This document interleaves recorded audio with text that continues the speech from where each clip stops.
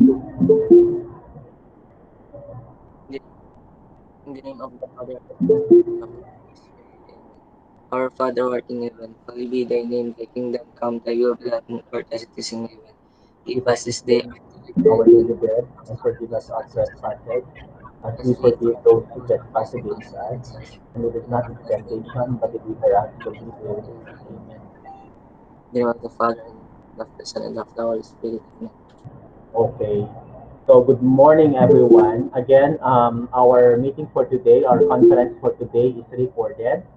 And before we proceed to our new lesson, to the new primary source that we will be examining, allow me to remind everyone that I hope no, let me remind you of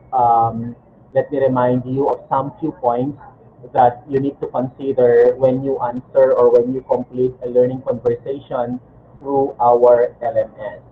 I have seen that there are some of you who have just posted their answer to the question, okay, late Saturday or even Friday. Well, in fact, the task or the weekly task has already been posted as early as Monday or as early as Sunday night or evening of Sunday.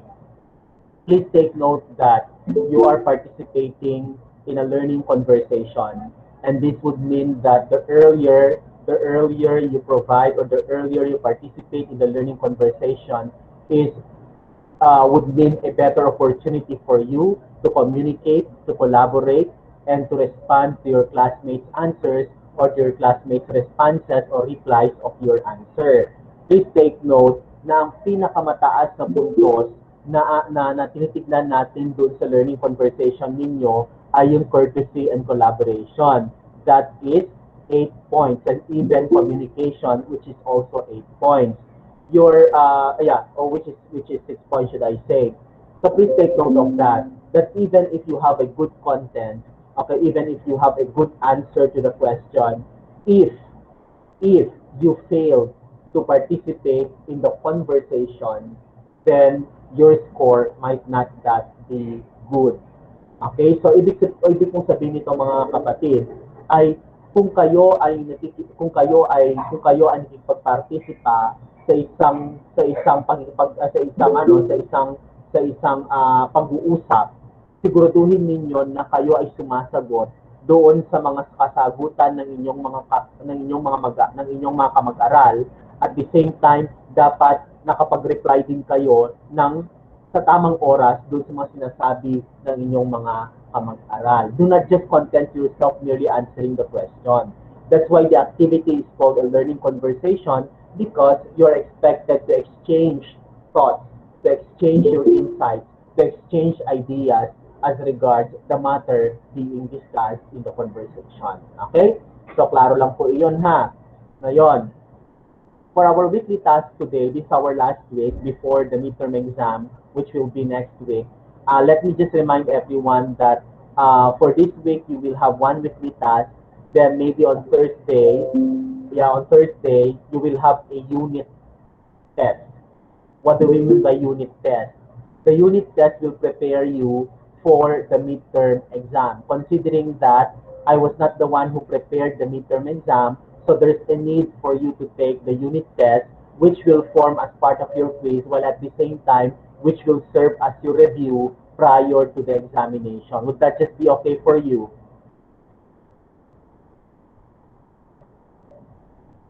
Hello, would that just be okay for you that you will take an 80 item unit test Yes, sir. prior the midterm test? Okay, so there were some of you who made use of the chat area. Thank you, Ruby, Eris, Angel, Regeline, Lester, Chirbet, Alexia, Kisha, Camila, Joanna, so Fiorina for responding. So would that mean that we will have the unit test by Thursday? There would be no more quiz. Okay, the unit test will already be the summary of all the things we discussed, including those we didn't discuss, okay, in class, lalo na yung mga provided lang o yung module lang ang ginamit kasi hindi natin kaya i-discuss lahat considering our limited time. Okay? So again, for this week, you will again be participating in a learning conversation. Again, please consider the rubrics that we are using in giving you score for the said weekly task. Be guided with the rubric so well so that you could be able to earn a good score. Congratulations for those who perfected the weekly task last week because they were able to participate, they were able to collaborate and to reply, to respond to their classmates' answers and to their classmates' queries as regards their post, and that they were able to provide a good answer to the question whether the document on Filipino grievances against wood is full of political bias, yeah, full of political bias. And most of you said that it is indeed full of political bias because of the because at very first that it's because of wood, it's because of the study of wood that impede, okay, that impede the declaration of Philippine independence from the United States of America. Okay, so i-connect lang natin, no? So we have wood, then after that we have the Commonwealth government, and there were three presidents in the Commonwealth government. We have Manuel Quezon, followed by Sergio Osmeña, then we also have Manuel Rojas. Okay, these are the three Commonwealth presidents. Then after that, we have the succeeding reign of the different Philippine presidents. After Rojas, we have who's next after Rojas? You learned this when you were in elementary or high school. Uh, Next to Rojas is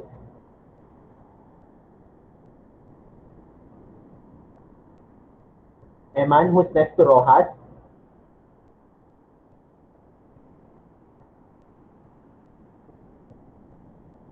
Hi, Eman.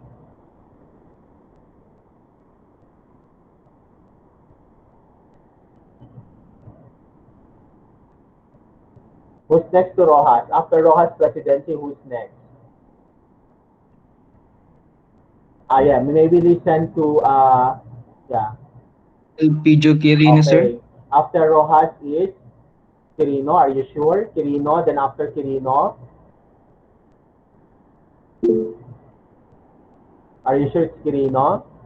So after Quirino, who's next?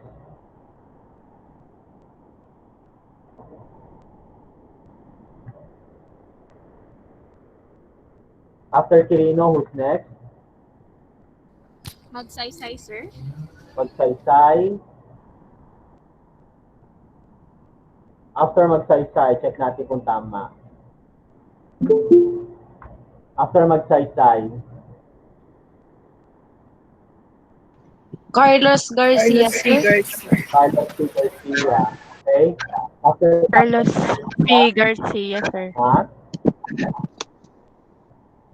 Yeah, Rojas. Then after Rojas, we have Quirino. We have Magsaysay. Then Carlos Garcia. After Carlos Garcia, who's next? Diosdado Macapagal, Diosdado sir. Estado makapagal, sir. Diosdado Macapagal. After Diosdado Macapagal, we have Estado. Ferdinand Marcos. Ferdinand Marcos. Ferdinand Adrenaline Marcos. okay. So after that, we will now Ferdinand start Marcos, the sir. that of Corazon Aquino.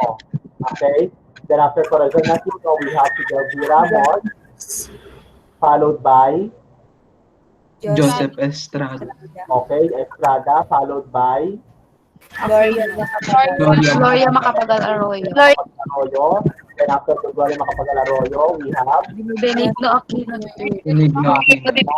after Ninoy Aquino, we have Benigno Aquino. Rodrigo Roa III. okay, Rodrigo Rojas Duterte. And who would be the next? Rodrigo Duterte. After Duterte, who would you like to follow? Si Hopefully Mayor Marcos, sir. Marcos. Marcos, are you sure? Okay, Marcos, so bahala kayo. Okay, now, Hopefully Marcos ulit, sir. okay.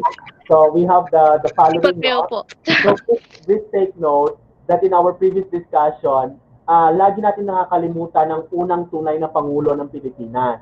Okay, we often forget that. Okay, who's the first president of the Philippines? Julio Aguinaldo, sir. Again, okay, sinatya natin yan noon. Andres Historically, Bonifacio. okay, the And first Andres president Bonifacio, of sir. government, yeah, is Andres Bonifacio. Correct. So si Andres Bonifacio ang talagang legit based on historical data, based on historical evidences, It's Andres Bonifacio, who was the first president of the Philippine government. And that is followed by Emilio Aguinaldo. Okay? Then Manuel Luis Quezon. Okay? Then after that, Jose P. Laurel. Please remember also na nakalimutan natin no, so si Jose P. Laurel, pumasok siya noong nagkaroon ng World War II. Okay, nagkaroon ng World War II. So naging ito yung tatawag nating puppet government because Jose P. Laurel's government is controlled by Japan.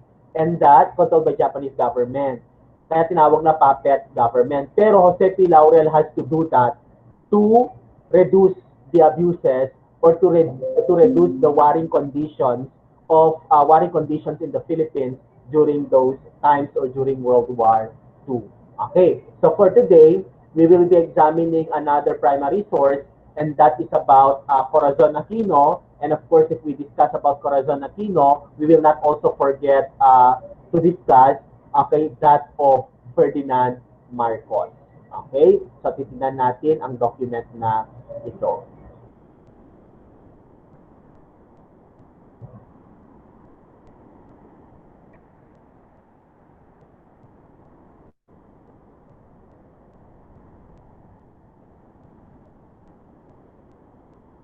Okay, so I hope that you already have watched, okay, the video of Corazon Aquino delivering her speech in the U.S. Congress. Have you watched the videos already? Have you watched the video already?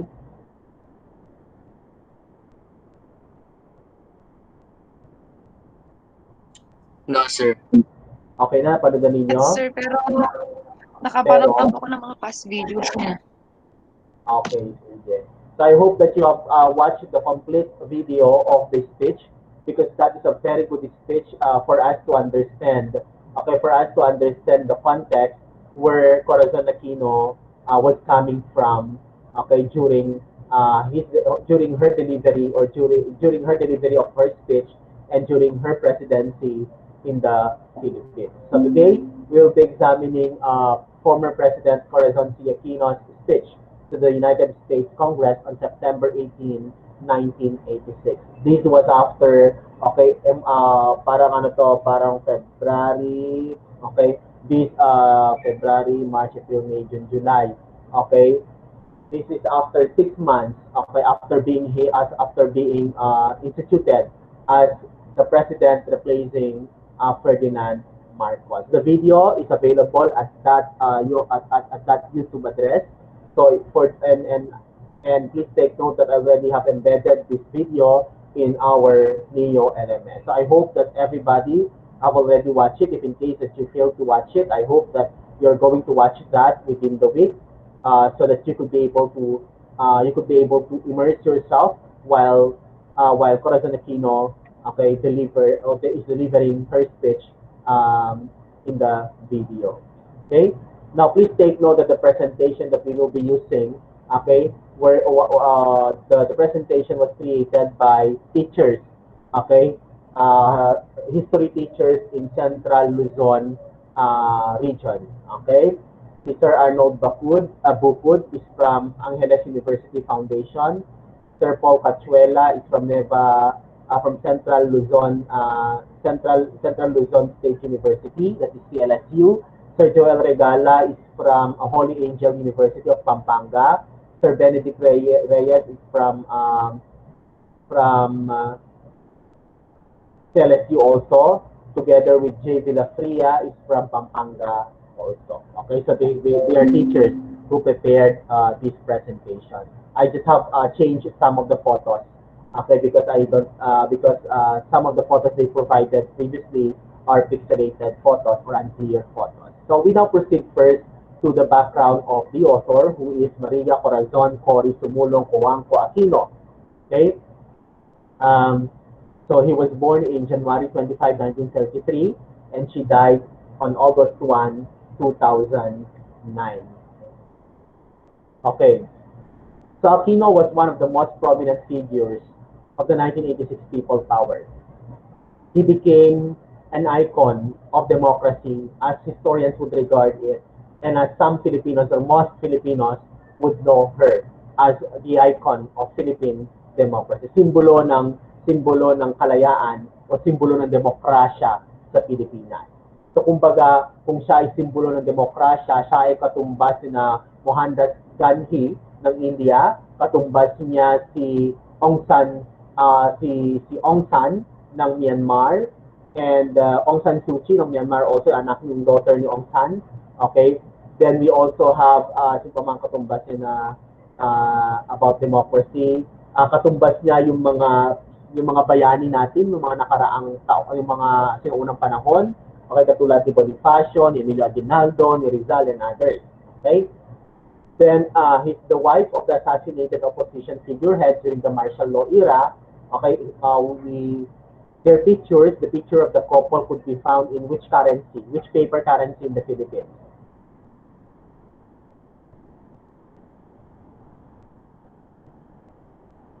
Anong paper currency natin? 500 peso bill, sir.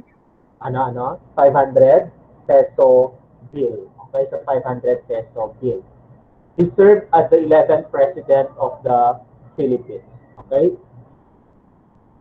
Now, she was also featured, okay, in Time magazine as Woman of the Year, and she was the first female president in Southeast Asia. So pinakaunang babae na naging presidente sa Timog Silangang Asia or Southeast Asia. Ang Southeast Asia ay kinabibilangan ng Myanmar or formerly known as Burma. We have Indonesia, we have Thailand, we have Cambodia. Again, ulitin natin yun. We have Indonesia, Cambodia, Myanmar, formerly known as Burma. We also have Vietnam, we have Thailand, we have Brunei Darussalam, we have Malaysia, we have East Timor, the youngest member, East Timor. We have Philippines, ano pa hindi ko nabanggit, na miyembro ng Southeast Asia. Laos. Yeah, Laos, and what else? So we have 10, no? 10 nations or countries in Southeast Asia. He was named Time Magazine Woman of the Year in 1986 because of her being a symbol of democracy and being the front lead, okay, fighting against the tyrannical rule or abusive rule of, well, that was the term, I'm sorry for that, that was the term of most of the Filipinos and most historians describing the rule of former President Ferdinand Eterlin Marcos. In 1999, she was chosen by Time magazine as one of the 20 most influential Asians of the 20th century. Most influential because it was through her leadership, it was through her lead that inspired many Filipinos to fight an autocratic rule, to fight an abusive government. Please take note that I'm just making use of the context of Corazon Aquino. This does not mean that I have a political color. As much as possible, as citizens of this country, we have to avoid affiliating ourselves to any political color. Politics should not have any color. Tandaan po natin yan. Ang politika ay dapat walang kulay. Ang politika ay dapat dapat mayroong pagkakaunawaan at dapat mayroong pagkasundo-sundo ng mga lider dahil una sa lahat, isa lang naman ang kanilang mithiin ang mapaunlad ang bansa at mapagyaman ang pamumuhay ng bawat Pilipino. Let me repeat that.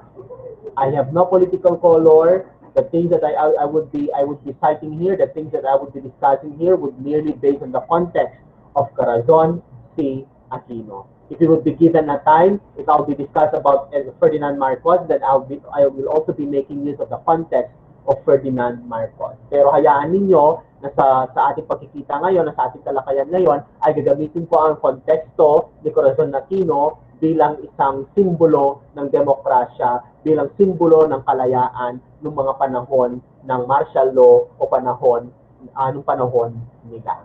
Okay?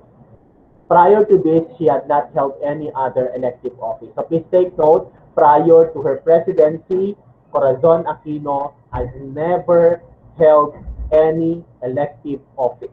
Kahit kapitan, Kahit tanod, wala siyang karanasan sa mga ganitong bagay. Okay?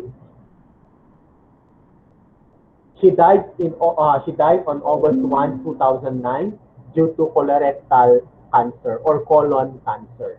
Okay, it's about cancer or sickness or disease in the large and small intestine. Okay.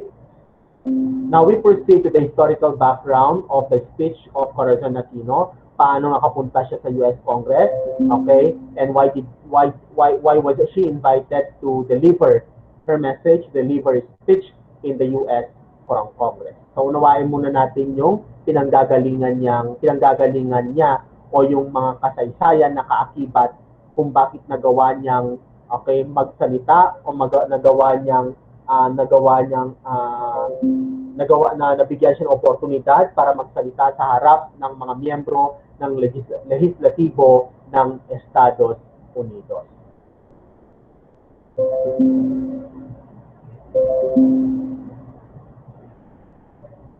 Corazon Aquino delivered her historic speech before the U.S. Congress on September 18, 1986.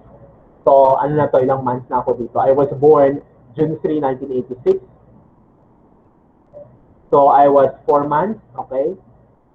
June, July, August, September. Yeah, I was 4 months, okay? By the time that Corazon Aquino delivered her speech in the U.S. Congress. So, wala pa kayo, no? Wala pa kayo nung panahon na iyan. Okay. Barely 7 months after being sworn into office under a revolutionary government brought about by 1986 EDSA People Power. So that's 7 months after her being inducted as the president of the revolutionary government, okay, as a result of the 1986 EDSA People Power. The EDSA People Power, as they say, is the most peaceful revolution in the history of the world. Okay, bakit? Kasi walang dahas na nangyari, walang binaril, walang nasaktan, walang dinugo, okay, nung panahon na ito sa revolusyong ito. So that's why it was called the most peaceful so far, the most peaceful revolution in the history of the world. Don't you know that even China and other countries imitated the way EDSA revolution, the way EDSA people power has been held in the Philippines. Even India, okay? Now, aside from that, please we take note that at that time, Cory's presidency was standing on unstable ground. So, kasi bago pa lang yung gobyerno yung panahon na iyon, hindi pa ganun kalakas o katibay, should I say, katibay ang pamumuno o ang pamahalaang Aquino noong mga panahon na iyan, because it's a revolutionary government, and of course there are still because it's fresh, no? It's just fresh from the EDSA revolution. There are still those who supported Marcos administration over Cory's administration. So that makes it not that stable. And because it was not that stable at maraming ang naiwan, sabi nila, maraming ninakaw mga Marcos, maraming mga kinurakot, maraming talagang lugmok sa utang ang bansang Pilipinas, kaya nagkaroon ng economic instability or the economic situation. She inherited what in shambles. Ibig sabihin, hindi ganun katibay, okay, hindi ganun kaunlad ang Pilipinas na iniwan ni Ferdinand Marcos. There is massive unemployment and poverty, okay, and poverty during the time that Corazon Aquino took her oath as the president of the new government after EDSA revolution. And please take note also that the military's loyalty to the new administration is still in question. Okay? Marami pa rin tanong doon sa loyalty. What's Filipino for loyalty?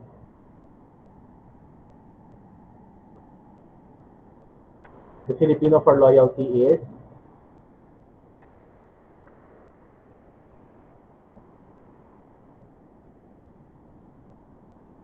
what's the Filipino of Katapatan, sir. ha? Ano?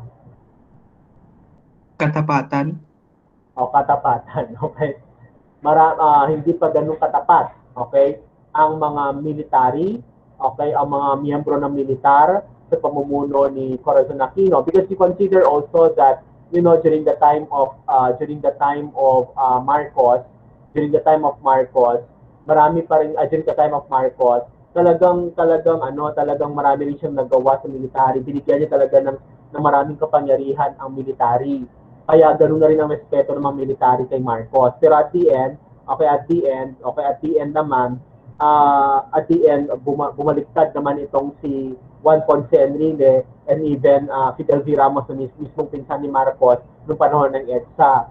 Okay? Pero dahil, sabi nila, kaya siguro hindi ganun katapat ang mga militar, ang mga miyembro ng militar ng panahon ni Aquino, ay dahil itong si Enrile at saka si Fidel V. Ramos, meron din silang hidden agenda because they really would like to replace Marcos also as the president of the country. But it was given to Corazon Aquino. So, kaya ito nga, nasabi natin na hindi rin ganun ka loyal, katapat ang miyembro ng militar kay Corazon Aquino. And don't you know that it was during the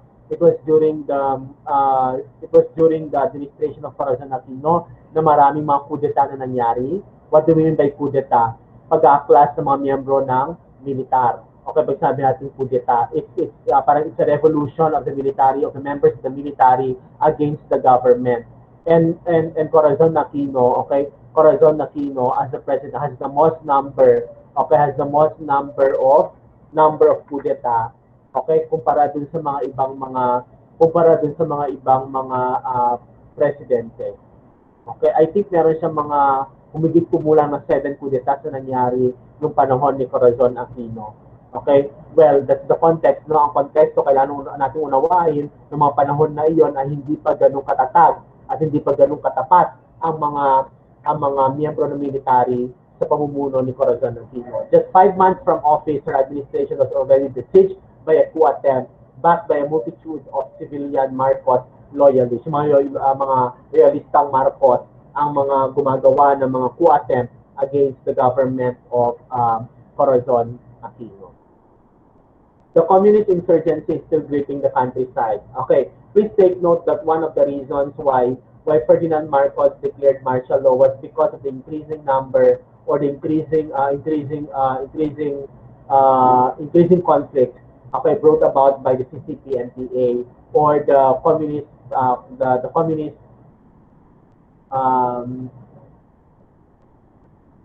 CCP is the communist group in the Philippines. Okay, dumami ang miyembro nila, and at the same time talagang they really are seeking reforms as regards land ownership and others. Yun ang pinakadahilan naman nila. And that was one of those reasons why Ferdinand Marcos declared martial law because of communist insurgency. Okay, at nung pagkatapos si Marcos, still, okay, the communist insurgency is still gripping the countryside. Okay, though marami nang napalaya o maraming pinalaya si Corazon Aquino ng mga political detainees. Kasi nung panahon ni Marcos, yung martial law, marami siyang itinakulong na miyembro ng mga CCP and PA. Okay? Nung panahon naman ni Aquino, pinalaya niya ang mga ito, pero nagpatuloy pa rin yung communist insurgency nung panahon ni Aquino.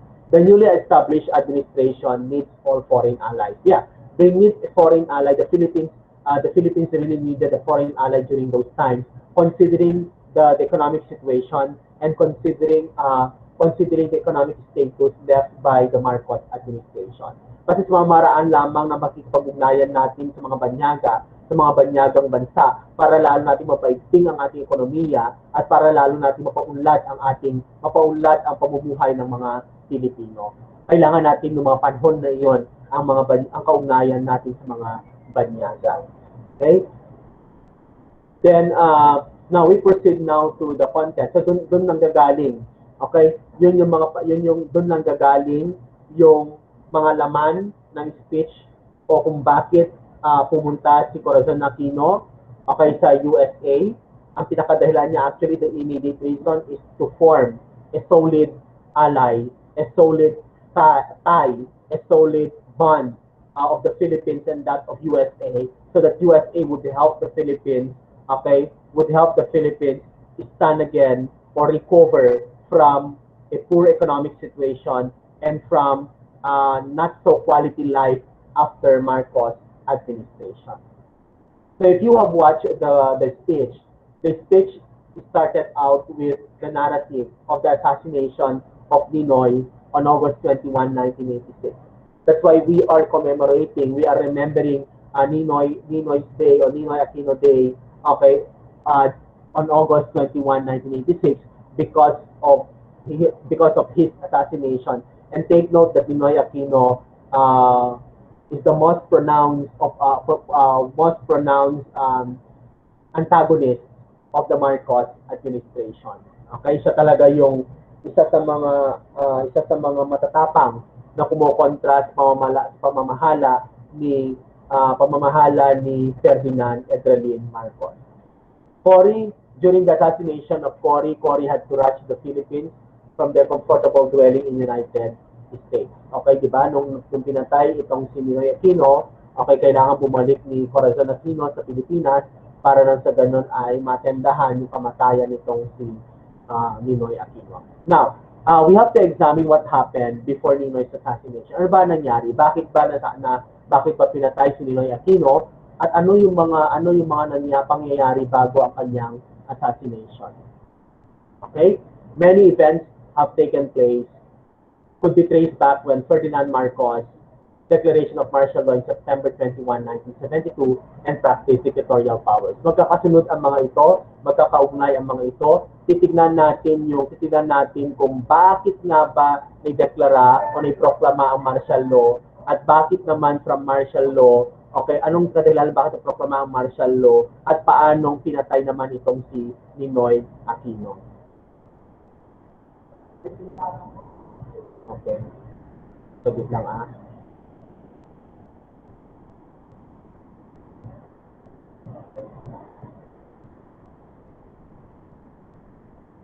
Okay, so we continue. Sorry for that because we just had a number of visitors in the office.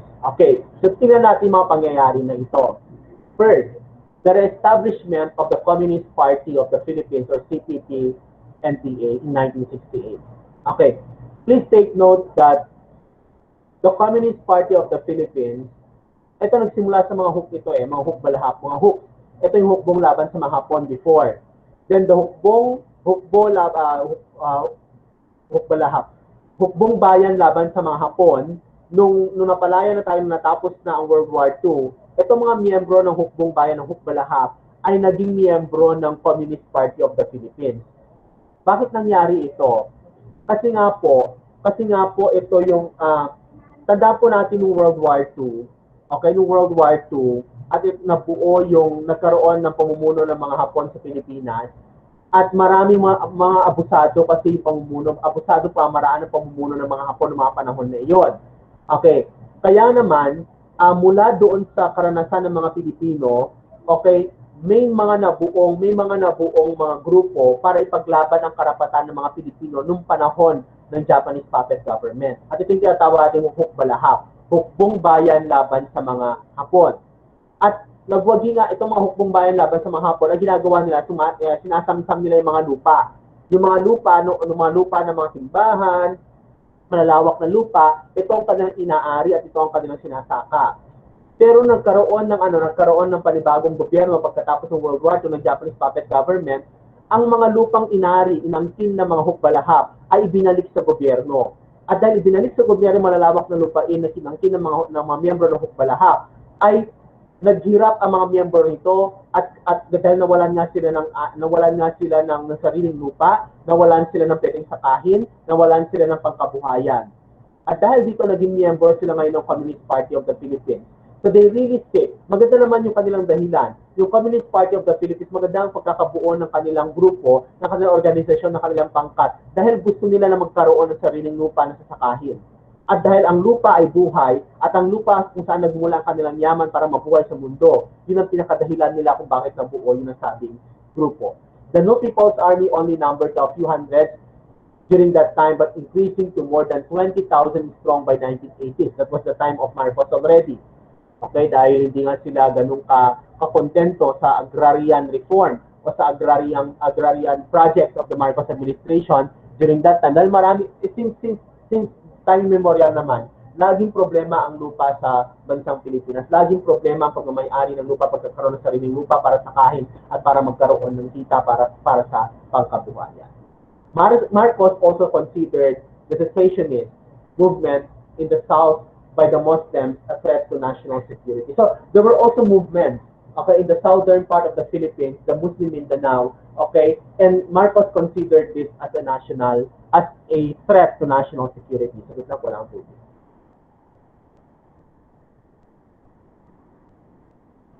Pumunta kayo.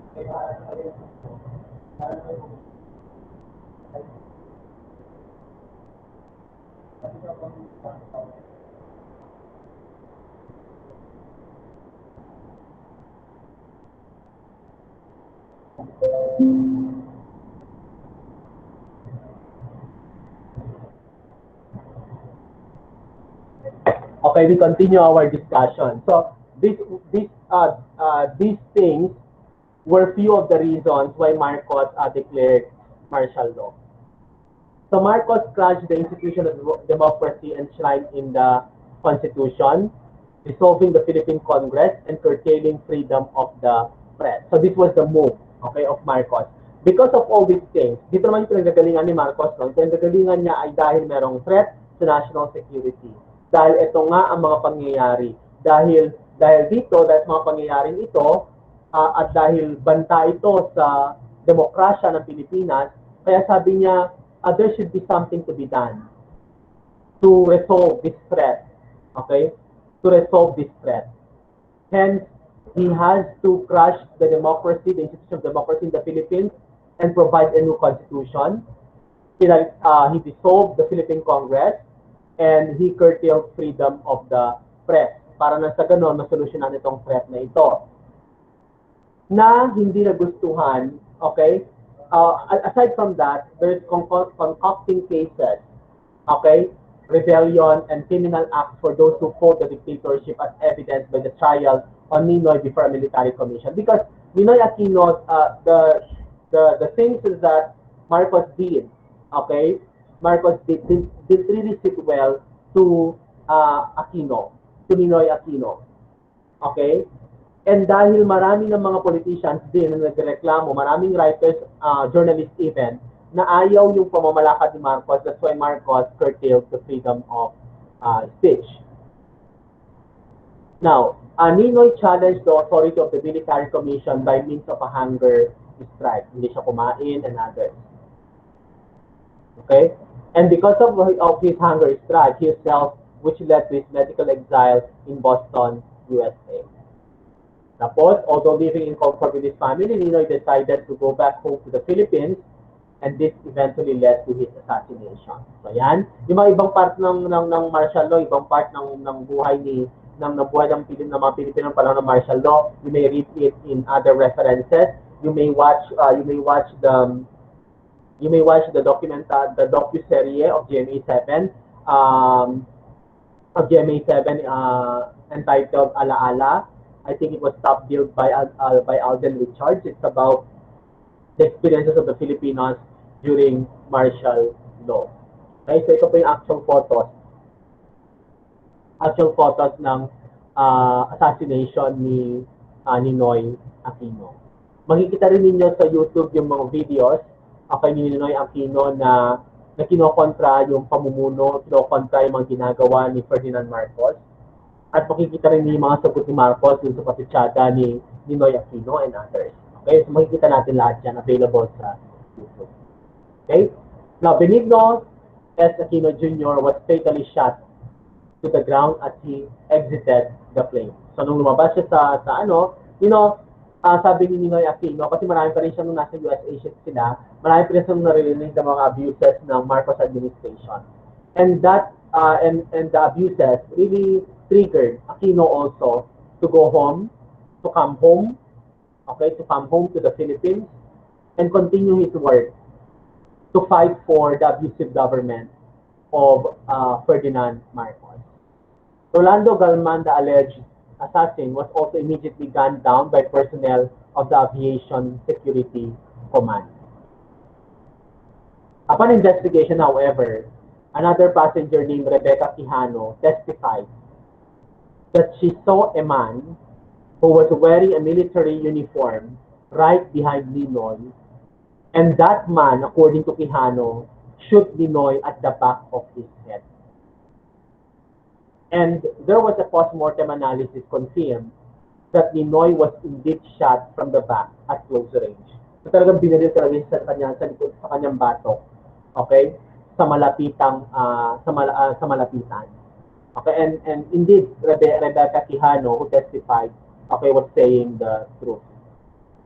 So it was because of this that triggered the Filipinos, that even made the Filipinos show their thirst for democracy, showed their thirst for freedom, and show their thirst to be freed from an abusive rule, to be freed from the kind of government of Ferdinand Marcos.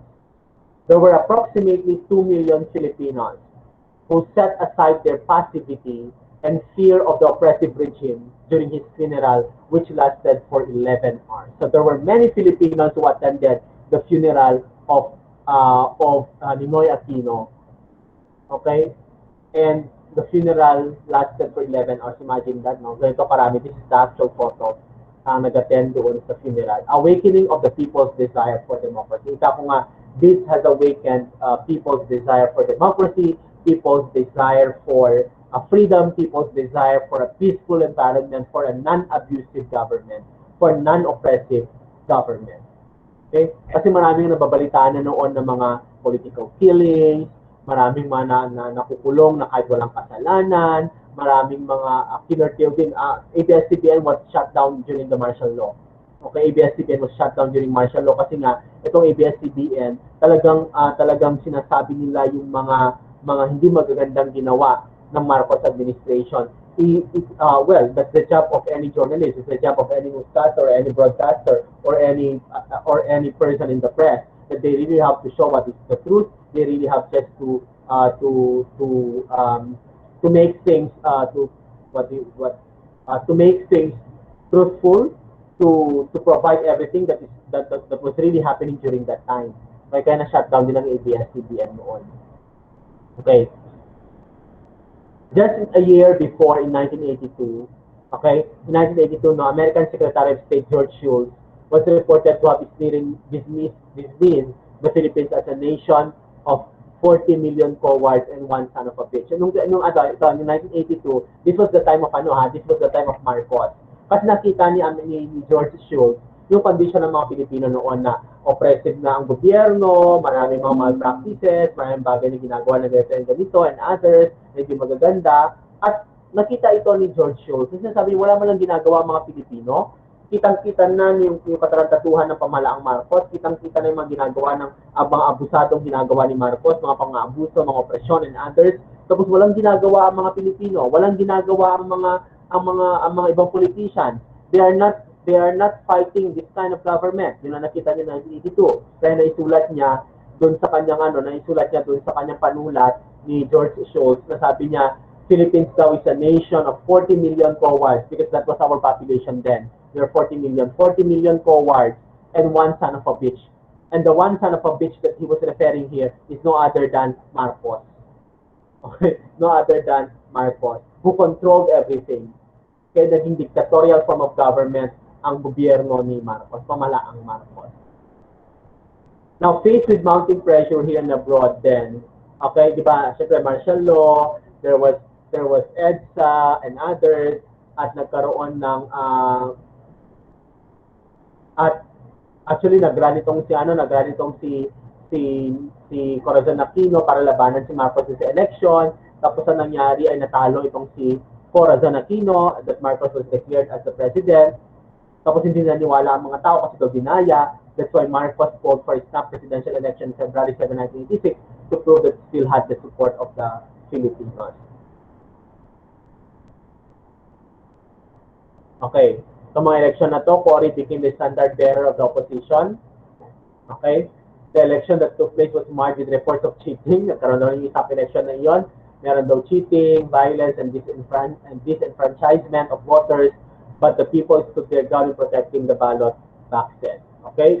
Yan, no. Kita niyo sa pictures. Okay, may mga ganyan daw. Okay?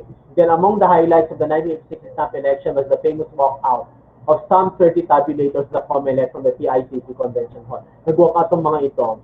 Kasi daw ang bilang nila, panalo si Corazon Aquino. Pero, sinasabi ng COMELEC na ang panalo daw ay si Marcos.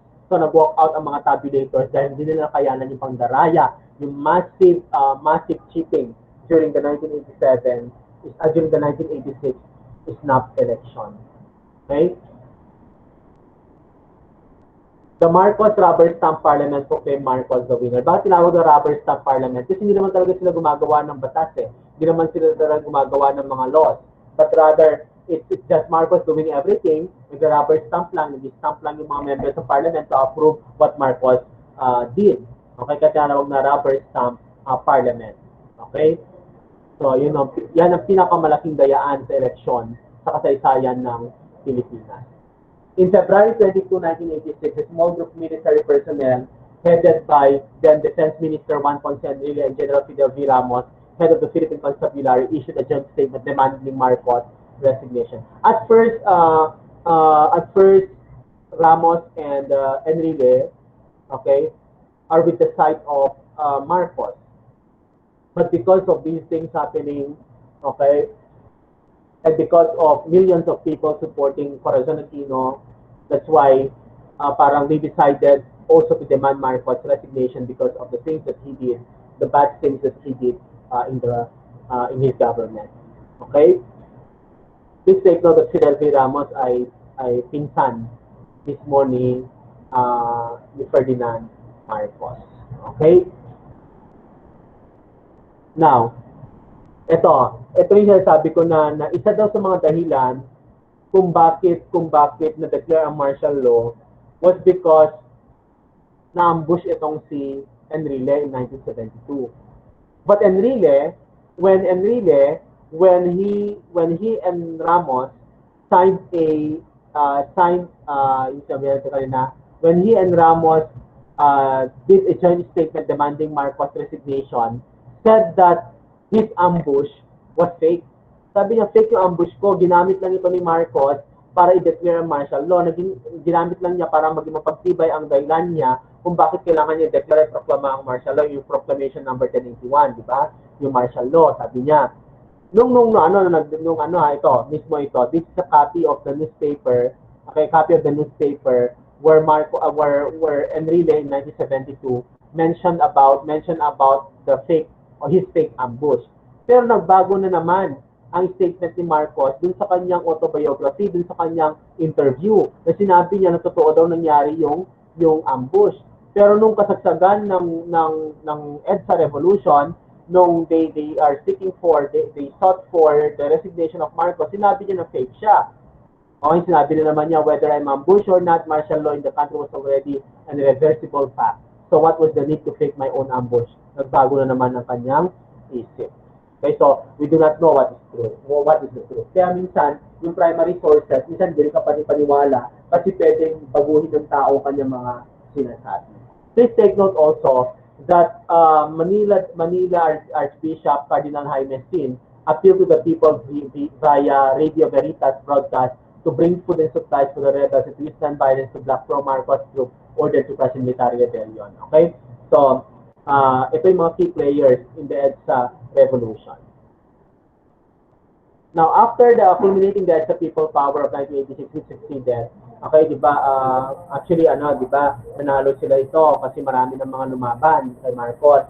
Nanalo naman sila nanalo naman nagwagi naman ng EDSA people power, okay, and What culminated then sa people power is the installation of Corazon Aquino as president. So umalis si ano no, umalis na lang si, but you know, the good thing about this, Marcos have never instructed. He did not, he instructed the military na huwag magpaputok at huwag manakit ng mga tao. That's the good thing about Marcos also. And after that, he fled, no?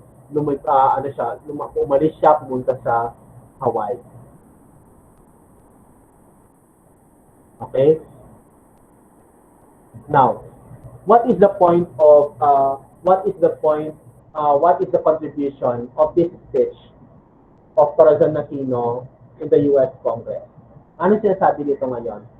That the document significantly contributes to the development of diplomatic, should I say, history of the country in general and the U.S.-Philippine relations in particular.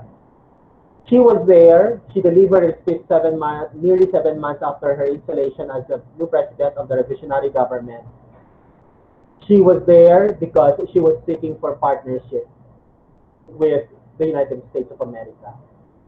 Because she has to do that because of the kind of economic situation, even political situation, or even social situation in the Philippines, okay, which was left by Ferdinand Marcos. But you know, we have to understand also that in fairness to Ferdinand Marcos, during his first term as president, okay, naging maganda naman ang takbo ng buhay ng mga Pilipino. Hanggang sa nagkaroon siya siguro ng mga political advisors, na naging dahilan ng tinulugmok ng kondisyon ng bansang Pilipinas. Ferdinand Marcos is the longest. He has the longest reign as the president, as the head of the Philippine government. The historic speech made by President Aquino strengthened the political, economic, and social ties between U.S. and the Philippines.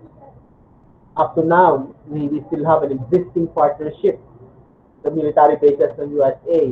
Okay, we still have a strong partnership with USA. At isa sila yan sa handang tumulong sa Pilipinas kapag nagkakaroon tayo ng problema.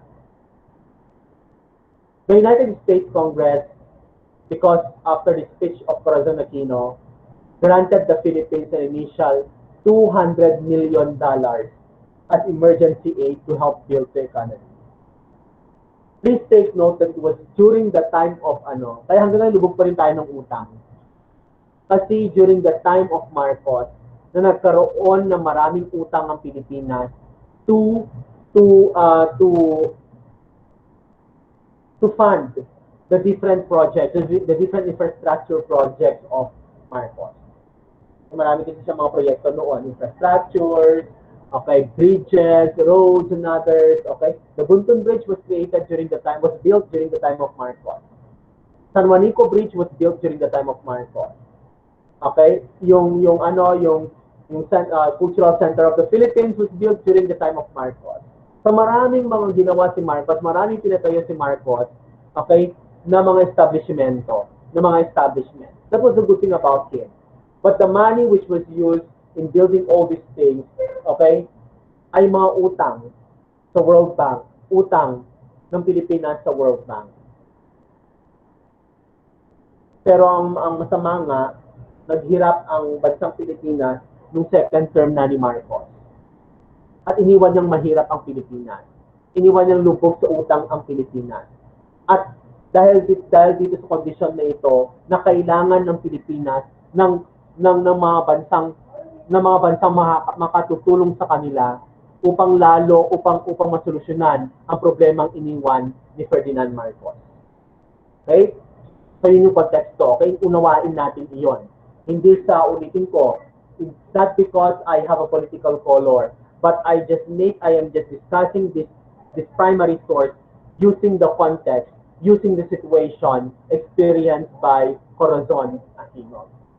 The U.S. also reiterated its long-time commitment to defend the security of the Philippines via the Mutual Defense Agreement. Mutual Defense Agreement that if in case that there's a threat to the national security, there's a threat to the democracy of the Philippines, then USA would just be there to help our country, to help our government. With the present administration's foreign policy shift, especially towards the United States, the speech may be a document that could be included in the discourse on Philippine-U.S. relations. The speech is a good resource for us to be able to understand why we have that kind of partnership with the United States of America, why we still have that kind of relationship with the United States of America. That is what we have to understand also. Now, what's the point now? Well, how important is this document?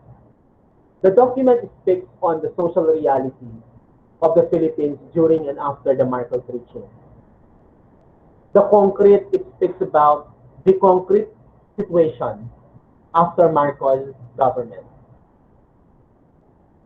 It's a fact that we were left so poor by Marcos. We were left indebted by Marcos.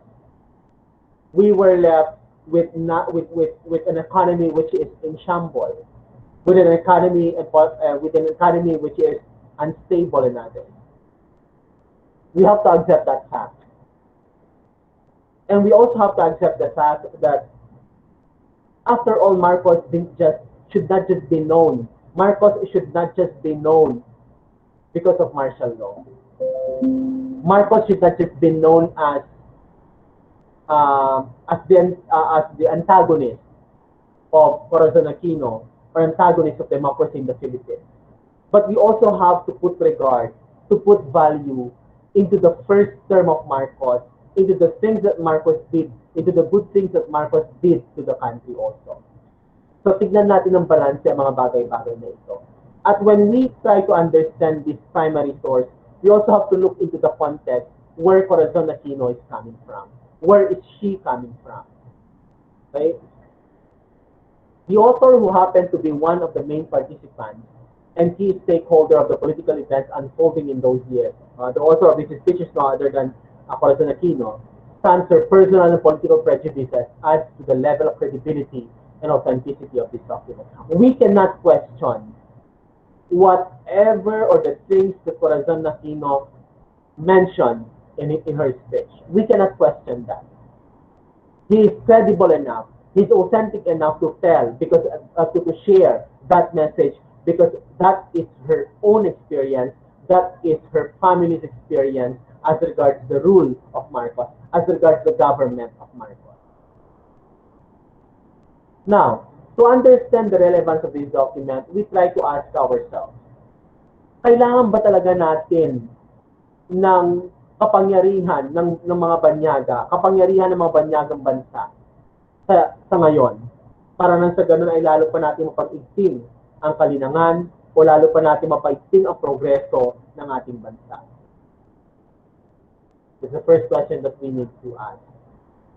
The second, kung kailangan natin ng foreign powers, kung kailangan natin makipag-ugnayan sa mga banyagang bansa para lalo natin malinang, para lalo maging progresibo ang ating bansa, ano dapat yung basehan ng ating foreign policy? Hanggang saan ang relasyon na ito? Anong limitation ng relasyon na ito? Anong hangganan ng relasyon na ito na meron dapat tayo sa ibang bansa? Should there be laws or statutes that should govern our foreign policy so that it is not dependent on the bias of the person in power? Dapat ba meron tayong mga batas na maging basehan, okay, para na sa ganun ay hindi lamang tayo nakadepende doon sa presidente, sa kung kaninong bansa ang gusto niya magkipagrelasyon, magkipag-ugnayan, katulad ngayon. Okay, our relationship with China. Okay, do you think tama lang na meron tayong relasyon with China? Tama lang ba na parang pinapaalpas natin yung mga paglabag ng China? Okay, paglabag ng China sa ating batas? Yung sabi natin, yung kanilang ownership daw sa Scarborough Shoal and others. Okay, these are things that we have to answer when we study about foreign relations. Dahil doon naman pinanggagalingan ni Corazon Aquino kung bakit pumunta siya sa US Congress para i-deliver yung kanyang message, because she wanted to seek partnership. She wanted to seek aid from the United States of America to help our economy then, to help our status then, our condition then, after the reign of Marcos. Okay?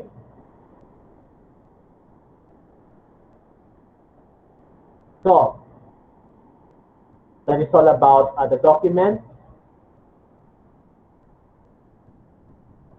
about Corazon Aquino's speech in the U.S. Congress. Okay, you might want to ask some questions about it. Meron ba kayong mga bagay-bagay na gustong malaman o gustong maging klaro doon sa pagbabasa ninyo sa document na ito, doon sa panonood ninyo ng speech o ng mensahe ni Corazon Aquino sa harap ng mga miyembro ng legislatibo sa Estados Unidos. Any question on this?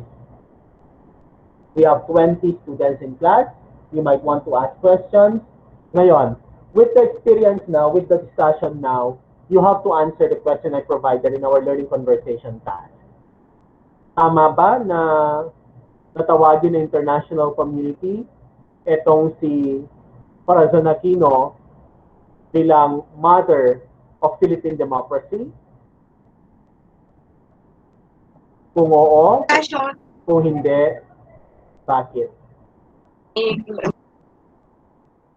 Okay, that is what you are to answer. But of course, you reserve your answer to that question in the learning conversation. But for now, I am welcoming anyone to answer some clarificatory questions or any supplement to our discussion. Ito. Sir, sabi ni Reginine, why is it that the government during CORI's time intention is to carry a debt-driven economy? To carry a debt-driven economy. Yeah, ito yung explain ko kanina. Yeah, ito yung pinaka-challenge sa pamumuno sa pamahalaan ni Corazon Aquino, Reginine, and others. Kasi magandang tanong ito. Dahil nga iniwan tayo ni Marcos na maraming pagkakautang. And we cannot just improve our economy that time. Hindi natin kayang ma-improve. Hindi natin kailangang we can never improve our economic instability, our economic situation then without us getting money from other countries, without us asking money from the World Bank para makapagsimula. Okay? So, kailangan talaga nyo magsimula at kailangan merong pera para magsimula. Kaya sasabi dyan na it's her intention to carry on a debt-driven economy. Debt-driven because our economy has to be driven by debt. It has always been driven by debt since the second term of Ferdinand Marcos. At yun ang mahirap. Hanggang ngayon naman, debt-driven pa rin tayo. Marami tayong mga pagkakautang. Dahil nalubog na tayo sa utang na kailangan, nalubog tayo sa utang, pero hindi ibig sabihin na kailangan natin bayaran yung mga utang na ito. Kundi po utang tayo ng utang dahil talagang mahirap ang kalagayan ng ekonomiya natin. Even, lalo na ngayon, okay, ang dami ng pagkakautang ng Pilipinas na ubos dahil sa COVID-19. Okay, ang dami natin pagkakautang. Okay? Debt-driven pa rin yung economy natin hanggang ngayon. Okay? Umaasa tayo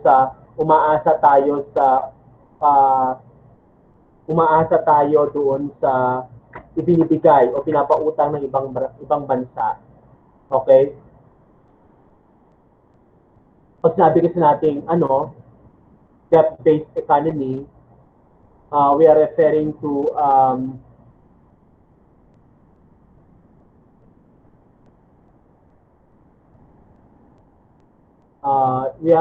a type of investment that the investor buys an agreement or a security from issuing company or entity.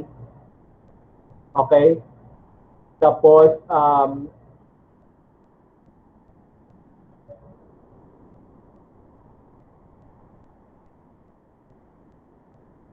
tapos babayaran natin later kapag kumita kapag tumaas na o gumanda na ang ating ekonomiya.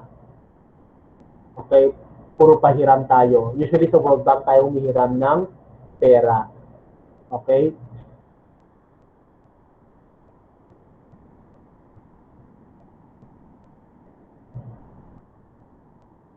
Micah Joyce Gayaw. Sir, clarification ko lang po. Kung bakit maraming utang noon, marami namang sinasabing gold bars si Marcos, which sinasabi na magpapaunlad sa Pilipinas. Yeah, that is also a good question, no? Kasi ganito nga, ang nadiskubre natin ay ganito. Maraming inutang si Marcos for his project, pero yung tax na binabayaran natin, ito daw yung luho nila. ito yung ginagamit nila para bumili ng sapatos ni Imelda Marcos, mamuhay sila na hari at reyna, kasi meron din silang meron din silang mga deposit sa Swiss bank dito nilalagay yung mga binabayarang tax ng mga Pilipino doon sa Swiss bank nitong ni Marcos, kasi meron silang bangko sa iba't ibang lugar, sa iba't ibang bansa, at dito nilalagay yung pera, yung kaban ng bayan. Okay, tapos yung ginagamit nila para magpapatay ng mga infrastruktura, yun ang sabi ng mga investigators, yung infrastruktura ay utang sa World Bank. Okay? Yung gold bar, hindi yan totoo. Okay, mga sabi-sabi lang iyan. Siguro it's an exaggeration of the corruption made by Marcos administration. Alam mo, marami rin siyang meron tayong tinatawag na yung crony capitalism. Okay, na pina-close niya lahat ng mga private companies, private businesses, tapos ibinigay niya doon sa mga kaalyado niya. Yan yung ginawa ni Marcos noon. Ibinigay sa mga kaalyado, crony capitalism yung tinatawag. Okay? So yun nga, yung pera ng bayan ang ginamit nila para sa kanilang mga luho, yung pinagpatayo nila ng mga establishments and mga iba pang mga proyekto ay utang mula sa World Bank. Okay? Thank you, Micah, for asking that question. How about the others? Any more questions?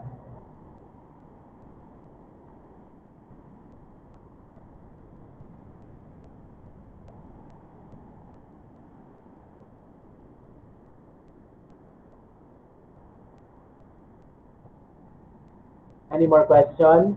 Aside from, thank you, Regeline and Micah, for the questions. How about the others you might want to ask? I think Mr. Arinbuyutan, no, unmuted himself a while back, his microphone a while back. Mr. Arinbuyutan, you might have a question. Might have a question, please. Mark Vincent, Vince, you might want to ask. Sir. Yes, Vince. Sir, based dun sa sir, sa pera, sir. Sir, sa tingin mo, sir, applicable sila, Cory, tapos yung dalawa pong mag-asawa sa 500. Okay. Sir, Tama ba din nilagay sila sa, yung mukha nila nilagay sa pera? Yung ba tinatanong mo, Mark? Yes, sir. Yun lang po, sir. Well, ang mga ito kasi ginagawa yung sila man nilalagay kasi sa mga pera natin ay yung may mga ambag, okay? Yung may mga matitinding ambag sa Pilipinas. Okay, sa kung ano meron tayo ngayon. Kung ako tatanungin, okay, parang ganyan din kasi yung tanong nila kay di ba, yung nanalo sa Miss Universe. Okay? Kung ako naman tatanungin niya, I think deserving naman yung dalawa na may ilagay doon may ilagay yung mukha nila sa 500 peso bill. Because, understanding the context, understanding their experience, and how they also became a symbol of democracy in the Philippines, a symbol of good governance. Well, hindi naman good talaga yung ginawa nila na hindi naman talaga perfecto yung pamahalaan na ginawa ni Corazon Aquino, pero yung effort din niya, yung good pawis na in-exert din niya, okay, for us to regain our democracy, for us to regain our freedom. Okay, this is, I think, is a massive contribution to the kind of Philippine society that we have now. In fairness naman sa kanya. Pero hindi ko man sinasabi na it does not mean na maraming ambag itong si Corazon Aquino, maraming nagawa si Corazon Aquino, naging simbolo siya ng demokrasya, ng kalayaan sa Pilipinas, pero hindi ibig sabihin nito na I am discrediting, okay, Ferdinand Marcos.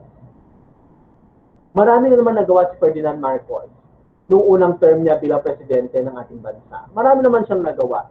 Only that, natabunan lamang siguro nung sa kanyang second term na natabunan ng mga negatibo, okay, negatibong nagawa niya, pwedeng hindi siyang gumawa, o pwedeng ginawa ng mga political advisors niya, pwedeng gumawa ng mga galamay niya and others.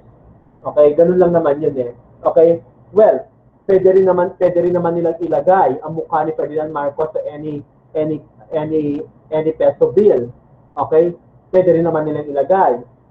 Kasi whether we like it or not, naging bahagi din naman siya kung ano ang Pilipinas ngayon. Okay? Nagkataon lamang siguro na mas kaala-alala, mas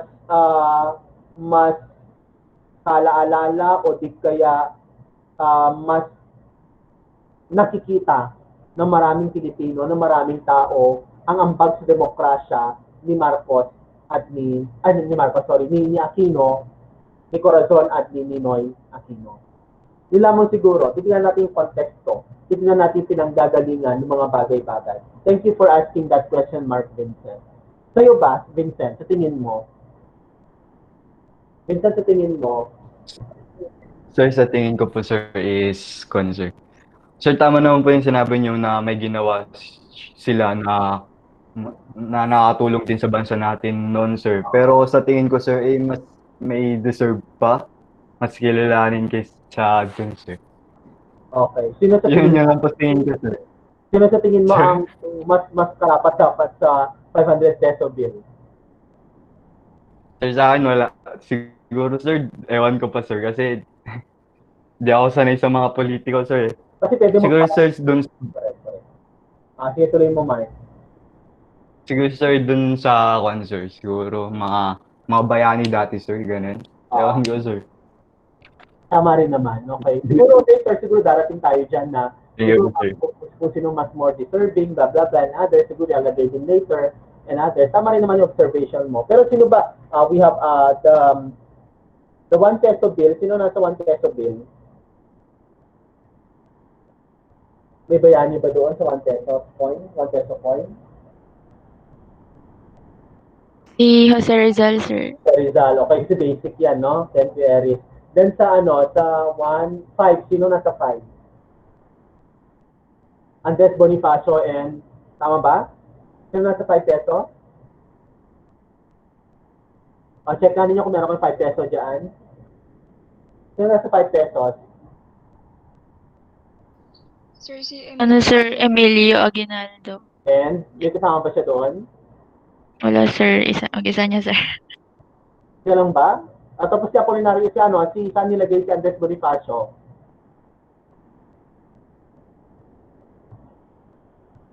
Alam ko, dalawa sila, di ba? Sinag ko tuloy ang wallet ko kung may 5 peso ako. Okay, sino ba nasa 5 peso bill? Si sir? Emilio, sir. Emilio, di ba may bago na 5 peso bill? Meron natin sa bago eh. Ma'am Jem, sino nasa 5 peso bill na bago? Meron kayong 5 peso bill dyan na bago? Kasi alam ko din sa bago, dalawa sila. Okay, Emilio Aguinaldo. Tapos, after nung 5 peso bill, 10 peso bill sino?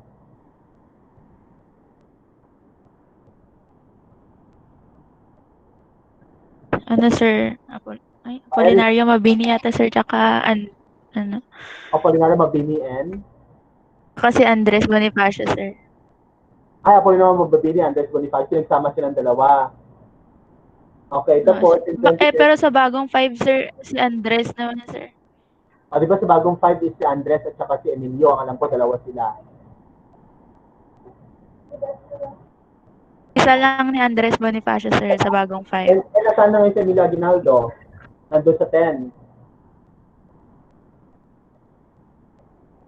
Sa 10 na ba siya? O, sige. Sa 20 peso bill, sino?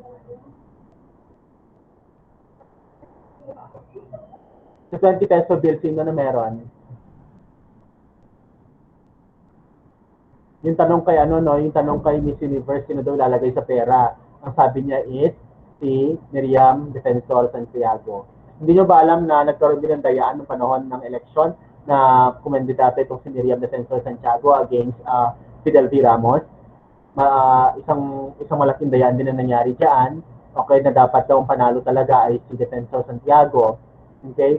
Ngayon, itong si Ramos ko tinendorso nitong si Corazon Aquino. Okay, yan yung mga issues sa politika. Okay? But that's a good question, Mark Vincent. Okay? Malay natin, ikaw pala, Mark, no? Mark, malay natin ikaw pala, no? Ang papalit doon sa mukha ni Corazon Aquino, ni Noy Aquino sa 500 peso bill. Pero dapat meron kang isang Sige, sir. malaking Magawa ko ng mabuti, sir. Oh, very good. Gagawa ka na mabuti. May malaking ambag ka sa sa bansang Pilipinas. Baka pwedeng gawin mo na for Duterte. Di joke lang. Okay, for Duterte, no? Okay, anyway, ako naman, sinasabi ko nga sa inyo, at the end of the day, as much as possible, we don't have to side any political color. Okay? We don't have to cite any political color. Ang gagawin lang talaga natin dapat bilang mga mamamayan ng ating bansa ay tignan kung ano ang katotohanan, tignan kung ano yung tama. Okay? Our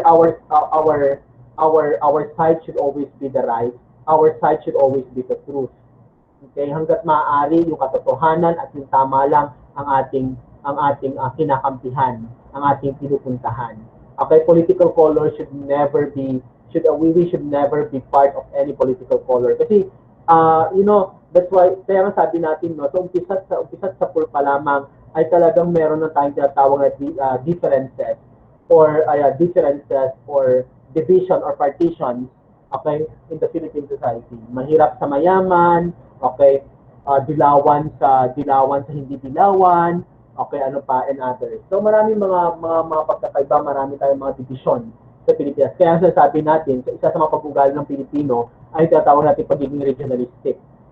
Okay, that we just take care of our hindi porke lalo sa election ngayon, no? Hindi porke, for example, solid north kami. Iboboto namin si ganito, si ganyan dahil taga dito siya sa amin. No, we should not do that. Sabi ko nga, we should only look at the truth and we should only base our decision on the truth and on the right thing. Okay, hindi porke taga sa inyo, hindi porke taga sa inyo o hindi porke kilala mo o kaibigan mo o kapamilya mo ay iboboto mo na, iluluklok mo na sa posisyon sa gobyerno. Ang pinakamagandang dahilan ng ating pagboto sa isang tao, sa isang kandidato ay yung ginawa niyang mabuti, yung ginawa niya na nagmumula sa katotohanan, nagmumula sa tama. Hindi porke, taga solid north kami, kaya iboboto ko si Marcos. Taga ganito kami, kaya iboboto ko si ganito. Tignan natin ang mga nagawa nila sa bansa. Tignan natin kung tama ba, kung tumpak ba yung kanilang background, yung kanilang pinagmulan bilang isang politiko.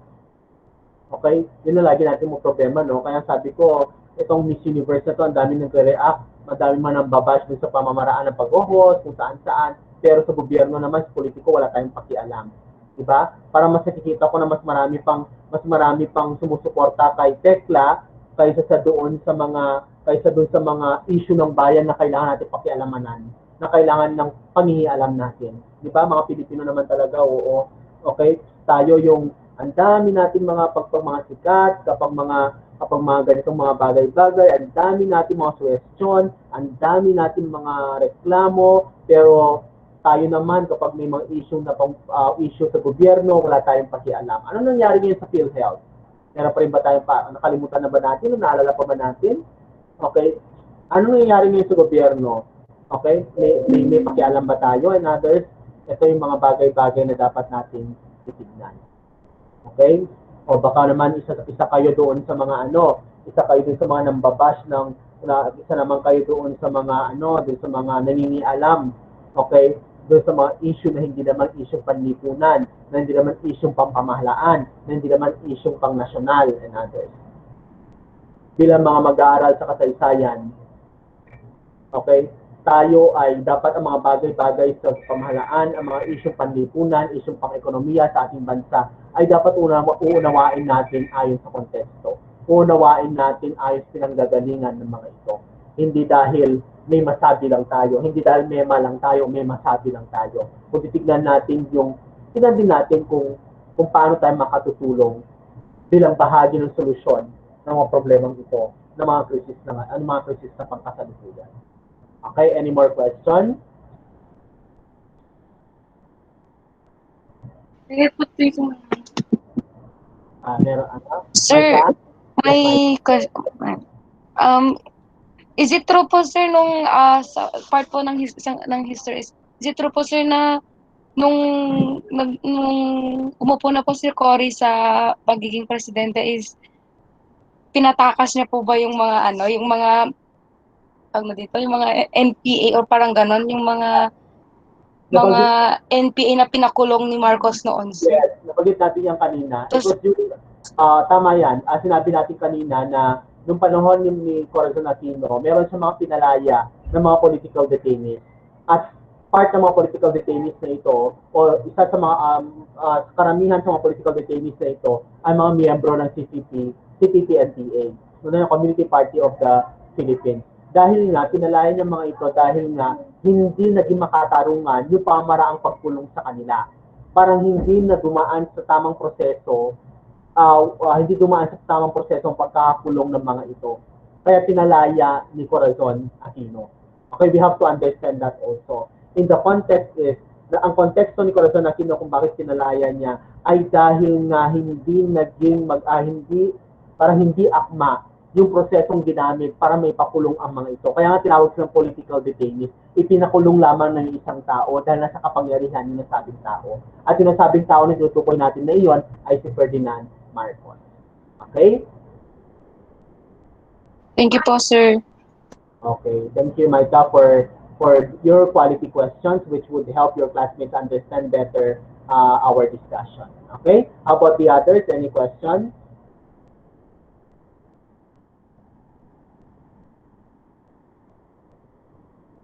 Alam nyo, iniisip ko nga dahil marami gumagamit ng Facebook ngayon, hindi ba pwede na i-share natin sa ating mga Facebook ay yung mga nangyayari sa bansa natin at hindi kung ano-ano mga bagay-bagay? We have to, I think this one thing that we have to learn as an engaged citizens, as engaged citizens of the country. Okay? Na dapat meron tayong masabi, okay, sa mga isyong panlipunan, sa mga isyong nasyonal. Okay, any more questions?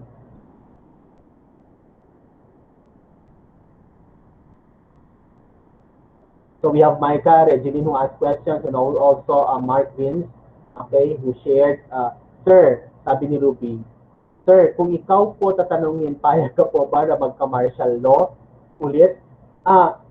Depende sa sitwasyon. Depende sa, kasi pwede namang ideklara ng presidente. Nasa ano naman yan, nasa konstitusyon naman natin yan. A martial law can actually be declared by the president, but only that, okay, kapag talagang merong threat sa national security. Yun din ang sinasabi ko kanina na ito din yung pinanggagalingan ni Marcos. Bakit dineklara niya? Okay, dahil nga merong threat sa national security, dahil nga dumadami ang lumalaban sa gobyerno, dahil nga sa pag-increase ng number o bilang ng mga miyembro ng CPP-NPA. Yun ang pinanggagalingan niya. Pero nakita kasi na parang gusto talagang i-extend ni Marcos yung rule niya bilang presidente ng bansa. Kaya dineklara din niya ang martial law. Parang it's a hidden agenda also. Okay, pero kung ako naman tatanungin, yes, certainly, kung merong sapat na kadahilanan, kung talagang merong threat, at kung talagang bukal sa puso ng presidente at wala siyang hidden agenda kung bakit deklara ng martial law, bakit hindi? Okay? Para masolusyonan yung mga problema sa bansa, walang problema. Pero kung merong hidden agenda kasi at you curtail everything and even there are political killings, there are political detainment and others, yun ang hindi maganda. Okay, yun din natitignan natin. Thank you Ruby for that hypothetical question. Sir, i-upload niyo po ba ang PowerPoint sa LMS? Yes po, including the previous discussion. I'll upload it later. Sir, nung marami ng controversy si Marcos, sir, paano niya na-sustain yung position niya ng ganun katagal, sir? Yun nga, because he changed the constitution. Nagkaroon siya ng panibagong constitution. Okay, yun nga, sinabi niya na ganito, tapos ang ginawa niya ngayon, marami siyang kaalyado sa gobyerno. Kaya nga sinasabi natin, ang pamahalaang yung second term ni Marcos ay highly orchestrated. Ano yung sabi ng highly orchestrated? Ito yung parang sinadya ng gawin ng ganito. Dahil gusto nga niyang pahabain yung kanyang posisyon. Ganong katagal, sir? Yun nga, gano'n na, minsan sa pamahalaan naman, kung marami kang mga kaalyado, okay, kung marami kang mga kapartido, and others. Hindi na problema sa ating bansa, no? Okay? Hindi na problema sa ating bansa. Ang problema sa ating bansa ngayon, yung parang, actually, yung presidente natin kapag sa eleksyon, yung nananalong presidente, He's the president of the minority. Bakit? Kasi kung i-add mo ang bumoto doon sa mga kalaban niya, kasi multi-party system tayo eh. Multi-party, ibig sabihin, maraming pwedeng tumakbo bilang presidente at tumakbo bilang national leader, national politician. Okay? Ngayon, kung ikukumpara mo kasi, kung bibilangin mo, kung isusuma mo yung mga bumoto doon sa mga kalaban ng panalong presidente, mas marami pa rin ang ayaw sa kanya. Okay, kaysa dun sa bumoto sa kanya. Siya may pinakamaraming boto. Pero yung total ng mga boto ng mga iba pang mga kandidato na marami, ay mas marami pa kaysa dun sa bumoto dun sa nanalong presidente. Okay, yun din ang mahirap. That's why sinasabi nga natin, our president is always the president of the minority. Sir, nung marami ng sabi ni Joanna, Sir, pakirate po leadership President Corazon Aquino. Contextually, okay, kung titignan ko rin yung hirap ni Corazon Aquino noong that time, syempre, certainly hindi niya ma-resolve lahat ng issue. Certainly hirap na hirap din siya. Considering niya wala rin naman siyang experience talaga sa politika. Okay, talagang mahirap siya, pero at least nag-survive siya sa pamumuno niya. Ang pinakamahalaga kasi na naging contribution ni Corazon Aquino sa ating bansa ay yung pagkakaroon muli ng pagkakasabuhay muli ng demokrasya sa bansang Pilipinas. Yung pagkakabalik ng ating kalayaang magsalita, kalayaang ipakita ang ating gusto sa gobyerno, kalayaang sabihin kung ano ang ating mga damdamin tungkol sa pamaraang pangpamahalaan and others, yun yung pinakamagandang ambag niya. So siguro contextually doon sa konteksto niya, giving credit to the kind of situation na iniwan ni Marcos, siguro bibigyan ko siya ng 8/10. But looking at the things that a president should do, kung ang sukat ay yung masolusyonan yung problema, kung ang sukat ay ma-improve yung condition natin, siguro 5/10 or 4/10. Pero kung titignan natin yung konteksto niya, yung hirap din niya, yung pinanggagalingan niya, yung naiwan sa kanya, 8/10. How about pa sa differences sa budget ni Cory and Marcos? Ang hirap kasi nung panahon kasi ni Cory, Maika, nung panahon ni Corazon Aquino, talagang mahirap din pumasok ang mga foreign businesses sa bansa natin eh. Kaya hindi rin ganun kalaki ang budget natin na nagbumula sa tax ng mga tao kasi wala masyadong trabaho, meron pa urban poverty and others, kaya hindi rin ganun kalaki ang kita ng gobyerno sa buwis ng tao. Okay, so kumbaga mas malaki actually ang budget ng panahon ni Marcos. Okay? Yun nga lang ginamit niya sa utang and others, no? Ang utang ang ginamit niya sa mga proyekto niya and others. So, well, sa budget siguro talaga namang problema si Corazon Aquino din noon. Talagang it's a challenge for her. Okay? So that's it. That's our discussion. It's already 12:02. So thank you for attending. I'll be uploading the video of our discussion and including the presentation. And next meeting, we will meet in the first hour. Then after the first hour, from 10:30 to 11:30, 11:30 will be your 11:30. So extend na lang natin. You will have your unit test. Okay, your unit test to prepare you for the midterm exam. We will no longer be discussing about paintings of Marsolo and Luna. Okay, I'll just be uploading the presentation there. We will no longer be discussing about si Marcos ang next na i-discuss natin. Yung kay Marcos o kaya yung Raiders of Solution i-discuss natin next meeting. Yung 1 hour natin next meeting. Okay? So please, again, the learning conversation, your weekly task for this week.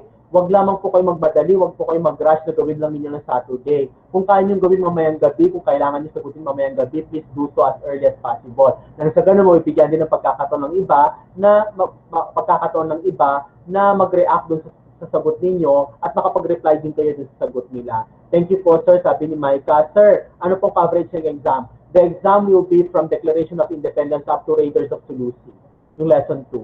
From Declaration of Independence and up to Raiders of Sulusi. So lahat po yan, inilagay ko na sa chapter 2 or lesson 2 ng ating LMS. That's the coverage. Yung unit test niyo from Declaration also up to Raiders of Sulusi to prepare you for the midterm exam. Considering that I was not the one who prepared it, and I have to help you prepare for a good score for the exam. Okay, so thank you for attending. I hope if there are more questions, you may chat me through my Facebook or even through my number because you know my number naman. Okay, to end our discussion then, okay, may we have a closing prayer and may we have Prince Kuwa okay, to lead us the closing prayer. Prince, please.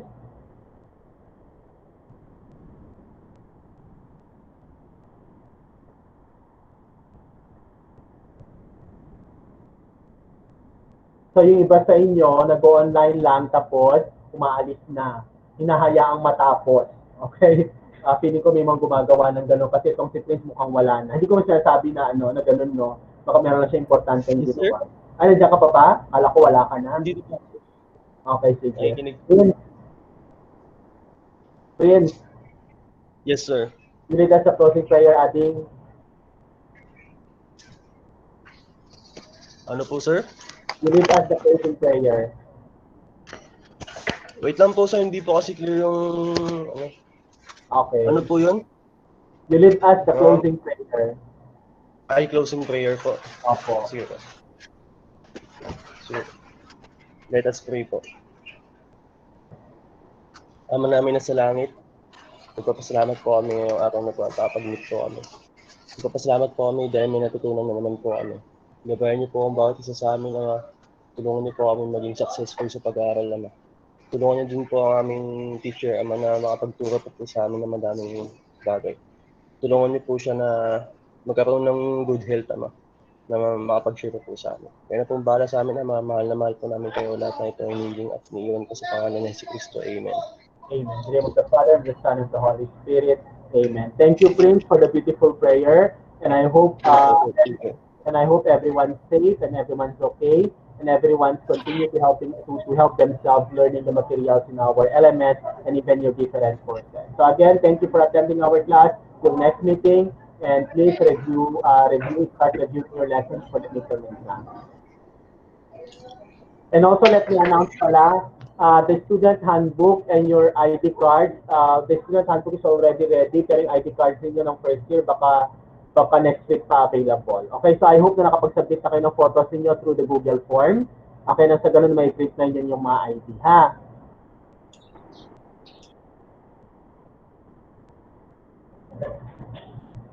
Okay then, so thank you and